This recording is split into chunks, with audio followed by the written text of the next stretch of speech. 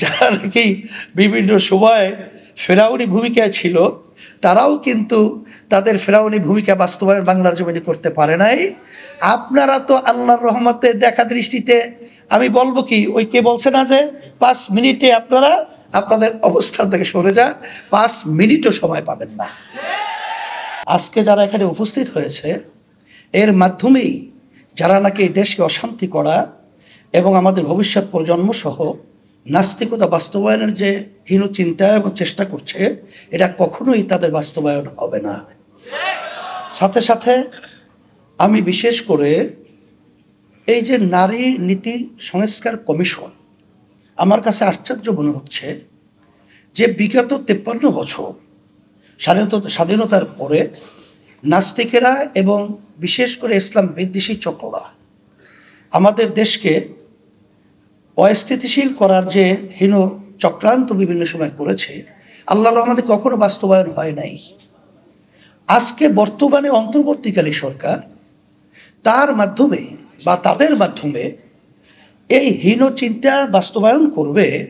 আমার মনে হচ্ছে যেটা ভালো করেই তারা জানে যেটা বাস্তবায়ন সম্ভব না, কখন এটা বাস্তবায়িত বাংলাদেশে হবে না, তারপরেও তারা এই পথ বেছে নিলে কারণটা কি?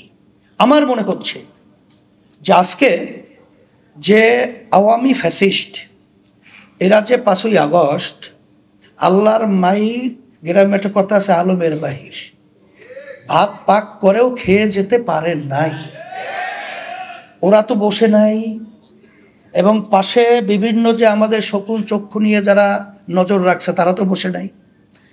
তারা হয়তোবা এই সংস্কার, এই নারী কমিশন, এইটার মাধ্যমে একটা অস্থিতিশীল পরিবেশ তৈরি করে যখন ওলামায়ে কেরাম, দেশপ্রেমিক এবং যারা নাকি ধর্মাবলম্বী, তারা যখন এক প্রতিবাদের রাস্তায় নামবে, এই সুযোগে হয়তোবা এই ঘাপটি মারা যারা নাকি এই দেশের শত্রু, ইসলামের শত্রু, মানবতার শত্রু, ওরা বিভিন্ন কায়দার সুযোগ তো তালাশ করতেছে, ওরা হয়তোবা এই সুযোগে রাস্তায় নামার জন্যে একটা পদক্ষেপ বা হীনচক্র, নীল নকশা তৈরি করতে পারে।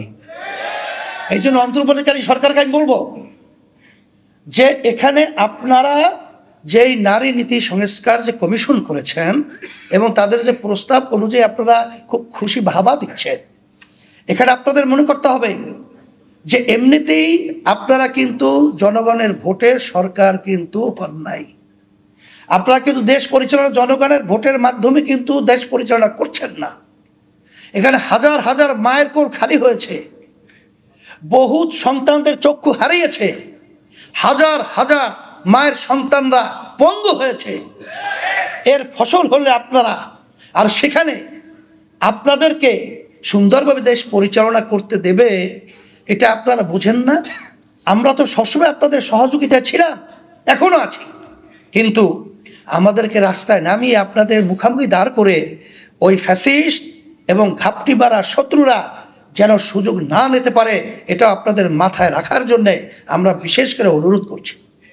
এরপরেও যদি আপনারা সামনে পা বাড়াতে চান, পরিষ্কার মেসেজ, আল্লাহর রহমতে যারা নাকি বিভিন্ন সময় ফেরাউনি ভূমিকায় ছিল, তারাও কিন্তু তাদের ফেরাউনি ভূমিকা বাস্তবায়ন বাংলার জমিনে করতে পারে নাই।